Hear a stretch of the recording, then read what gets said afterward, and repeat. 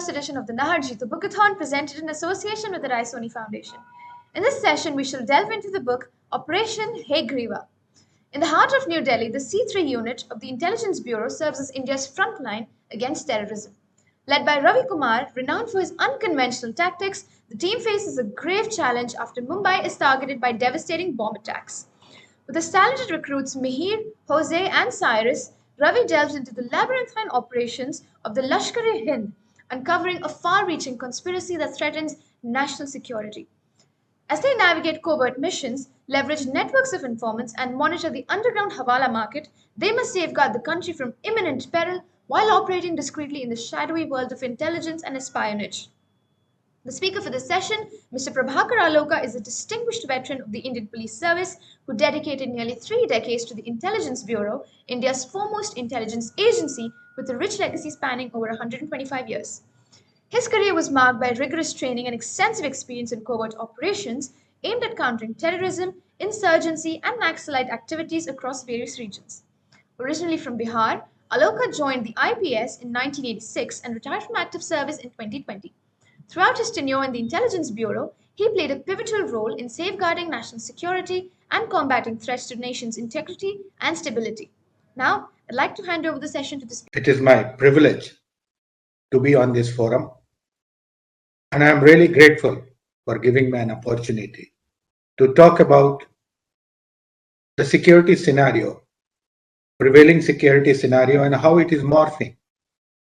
And I'll also try to talk about my book, Operation Hai Grief, which is a fictional account of work of spies and how the spies try to mold their work, try to devise new methods to combat ever increasing and ever growing complex security scenario. As you know, the title of my book, Operation Hai Grief, has a very profound meaning. Now, Hai Grief was an avatar of Vishnu, one of the lesser avatar of Vishnu. In mythology, it is said that when a demon who had a boon that he would be killed by some entity with head of a horse, and the Vishnu took that form and killed that demon. Hai means horse, grieve means snake. So its meaning and its relevance to my book is that a spy has to take different forms to undertake the work of salvaging difficult situations. And that is the essence of what a spy does. Security is a very complex thing, because there are players who devise different means, different strategies, different tactics, and it has to be countered, and each tactics and each strategy is new. To understand those strategies and to have a counter tactics, you need to have a complete understanding, and not only understanding, you need to have capacity to foresee this unfolding situation. And that is why the work of a spy becomes very, very difficult, very, very challenging, and very, very demanding. It is demanding psychologically, because just imagine if somebody has to take different forms. Sometimes it may be totally alien to his culture, alien to what he has been taught. But still he has to do it because he has taken a responsibility to save people, to save the society. That is an onerous responsibility. And once you take things, when you take different forms, which are not consistent with what you have learned and what you have been taught, it becomes psychologically disruptive. For example, we all have been taught not to deceive, not to tell lies. But there are situations where a spy has to do all such things. Now, that is the thing, that is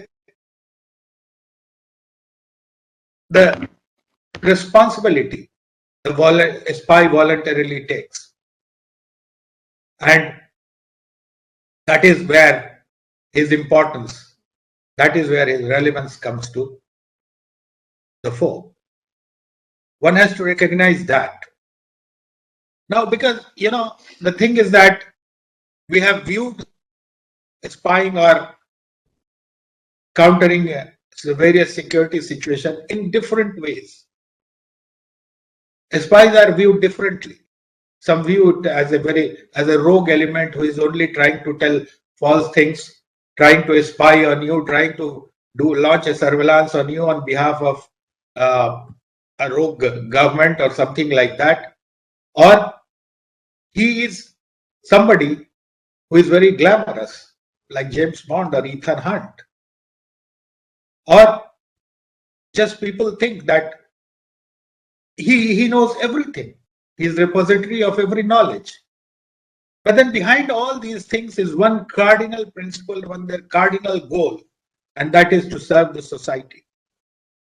Since, it is considered, intelligence and spying, its operational arm is considered to be the oldest profession in the history of mankind. The earliest reference which we have is in Atharva Veda, that is 9th century, 10th century to 9th century before Common Era. In that, the hymn 16 talks about King Varuna and his associates who keep vigilant eye on the humans, a vigilant eye on society. Now, if the profession is such that it has to be relevant since the beginning of organized human settlements, then its importance has to be realized in that context. Now, the primary goal of spying or intelligence is to defend the realm. Now, defense of realm could mean different things in different contexts, in the different form of government. It could mean protection of a kingdom. It could mean protection of a king. But in democracy, ultimately, it is the protection of the sovereign. And democracy, the sovereign are the people. So, for intelligence or spying to understand the security situation is in the context of defending the sovereign, which ultimately translates into defending people in democracy. Now, with that background in mind, the unfolding security situation becomes very, very important. Its understanding and its counter actions, which are required to defend the threats, become very, very important. And in that importance, and there is importance of the person who tried to counter those threats. Hegemonic tendencies are prevalent since the advent of organized society. Every kingdom wanted to conquer other kingdom. That is a basic human, that is basic tendency. So the warfare acquired different dimension, and in that, technology played a vital role in metamorphosis of warfare. In olden days, when technology was limited to bows and arrows, wars were fought in closed encounters. Slowly, when projectile came to battlefield, the distance between combatants started increasing. Then came the era of signals and a stealth. But still, during all these transformations, the basic thing was that the wars were fought at the boundaries of the nation. It had a defined land and sea territory. The moment after that, there's a very vital evolution in warfare when battles were not fought in encounters, in close encounters, or at a defined land, sea, and air boundaries, but it started manipulating the thinking of people. It started fanning anxieties in society. And then came use of insurgency as tactical weapon in the warfare. When insurgency becomes, and this country, we have witnessed this thing in Punjab and Kashmir, when insurgency became a tactical weapon at the behest of international forces, people tried, hostile elements tried to find insurgency in country. And then what happened? The war which was being fought at the boundaries of the nation, it started being fought in our backyards. People started getting involved. The distinction between combatant and non-combatant vanished. Even common man was the target. And this we have seen how bomb blast and people were killed in bomb blast in various parts of the country. Delhi, Mumbai, Rajasthan, Gujarat, South India, various parts. And in those incidents, only non-combatants or innocent civilians were killed. And that is how the battle came to our backyards. And this was a very, very major transformation. Earlier in the Cold War era, when the job of the spy was to find out what weapons are being deployed at the boundary, how many troops are being deployed there, what is their preparedness, and only about military hardware that was being used and the intention of the states to use military hardware. When a war started being fought in our backyards, it became important to know people's intentions. And herein was the major transformation in the tactics of intelligence and spies. And that was to know deliberately hidden facts. The facts which were deliberately hidden. Earlier also, the idea was, the tactics was to unearth deliberately hidden facts. But then it was state sponsored. It was with the states. Here, even individuals started hiding facts. And that became very, very important to find out those hidden facts which are held deliberately by individuals who are either sponsors of the insurgency or participants in the insurgency. That enlarged the scope of intelligence gathering and spy work. And herein and after, I would quote Thomas Hobbes, who has likened a spy to a moral agent exercising sovereign power. And now that is a very, very solemn attribute, and that a spy has to live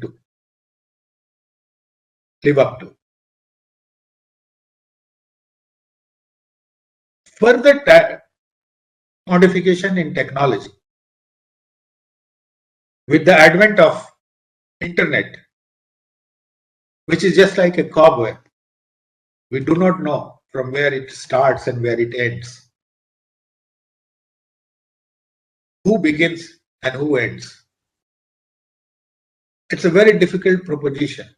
And then the knowledge is residing on one laptop, one palm top, or even one now on one phone. Knowledge of every kind. How to make a bomb, how to take different covers, and how to destabilize a society. There is a social media platform which is disseminating everything without hindrance. Now, this has enabled the hostile elements to take the war from the backyards to our living room. The problem of radicalization is rampant. The entire world is aware about that, and the entire world is fighting that. But then that happens in seclusion, with a laptop sitting in a room, or not only that, even sitting in the public place, handling using the telephone or a tablet. So this is how the war has moved from boundaries to your living room. And it is very easy to now manipulate people. So there is another transformation. The war which was physical and physically being fought at the boundaries, now it is being fought at the cognitive level. There is an attempt to manipulate understanding. It is a cognitive manipulation. And this is the most difficult scenario which a security agency or a spy has to face. And herein lies the importance of the High-Grieve avatar. The High-Grieve avatar, the opponent was also having the same feature. So, perhaps, and it has now become important that the spy, in order to carry out his work, has to take the same form, at least, to counter the cognitive manipulation. Now, this is emotionally disruptive. And this is quite tense. Because, as I said in the beginning, you have to do something which is not only against your teachings, but it is also against your cultural underpinning. Cultural underpinning is something which is inculcated right from childhood. You imbibe them. You don't learn them, you imbibe them. And things which you have imbibed, if you have to work against them, it is highly disruptive. One can imagine. But as I said, that these are moral agents who take up all responsibilities with one goal in mind, and that is protection of the sovereign. And the protection of the sovereign doesn't mean only life. Protection of the sovereign also means liberty, protection of liberty. Freedom from not only death, freedom from disease, and freedom from any other obstacle which is put by hostile elements to hamper growth. And cognitive manipulation is a very sinister tactics to halt growth.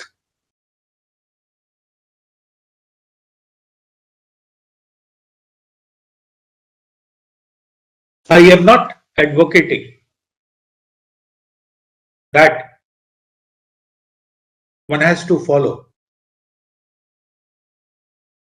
something which is not consistent with human growth or human understanding or human thought. But then anything which goes against the basic concept of our society has to be countered. Like in India, we believe that democracy, liberty, equality are our cherished values. So any cognitive manipulation which goes against these cherished values have to be countered. And that is a noble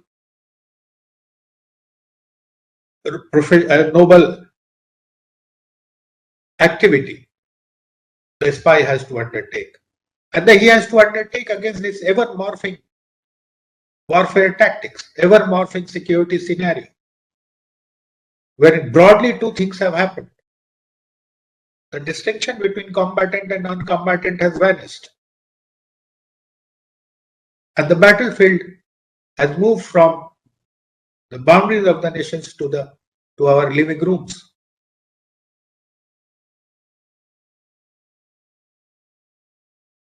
In that context, perhaps the most important operative word is misuse.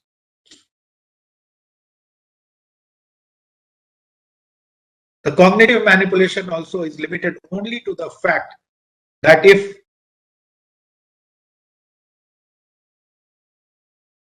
the important human values are being misused to cause destruction, that is one thing a security agent has to find out whether important human values, important liberties are being misused to unleash disruptive activities. And on the other hand, it is also important to know, it is also important to have a check on misuse by the security agencies, misuse of power by security agencies. This is a very delicate balance. That is why I said that an operative word or operative concept would be misuse. Who is misusing more and who is trying to disrupt more? And in this context, and in the context of evolving technology, now we are entering in the era of artificial intelligence where it is said, and it is, there is a prophecy that at one point of time, even machine intelligence will exceed human intelligence. If that being so, then perhaps machine could be programmed to do more devastating things. And not only that, there was a time when technology was in the only governments have access to the technology. But today, I would say there is democratization of technology also. Everybody is having access to technology. And if machine learning and AI becomes democratized, that as it is being done, then the disruptive potential, if it is misused, again I say I would emphasize the word misuse. If these are misused, then it can have a devastating potential, totally disrupting the society. So one has to have, we as a citizen, or I would say that I'll speak on the behalf of, sorry, not on the behalf, I'll speak as a security professional, that perhaps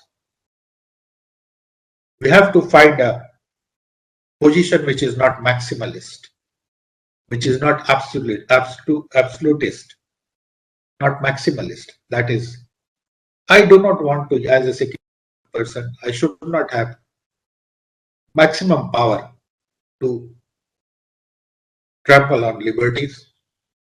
But at the same time, people should not misuse their liberties. There should be a right balance, either through consensus or through legal formulations.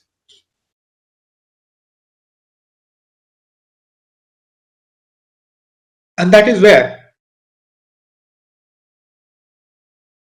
the role of a spy becomes very complex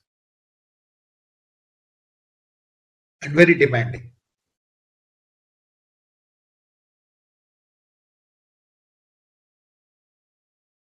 I believe that walking this middle path would be as challenging and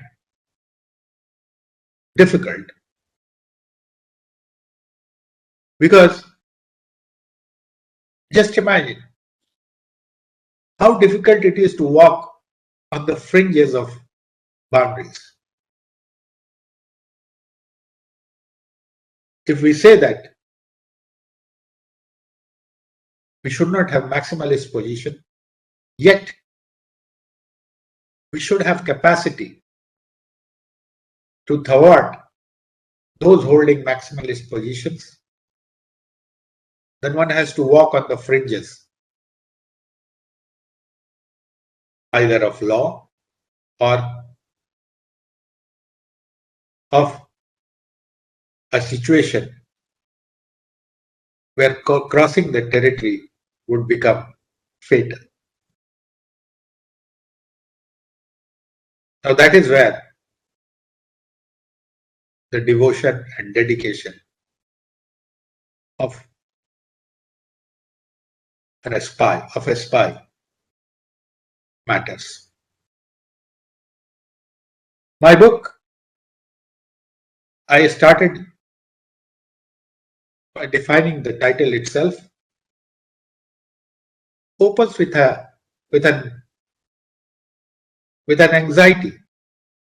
anxiety of a common housewife, who feels that her husband is going on war front, because the situation has become so disruptive, and she is anxious about his welfare. And then the book develops the methods of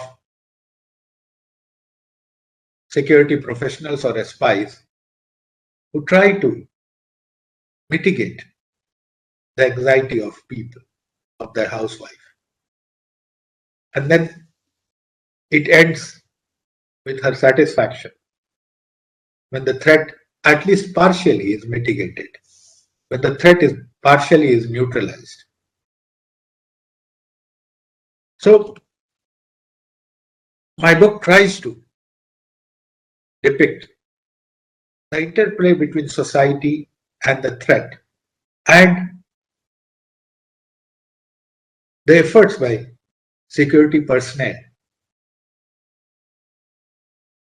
to mitigate anxieties of common man and protect the sovereign. Thank you.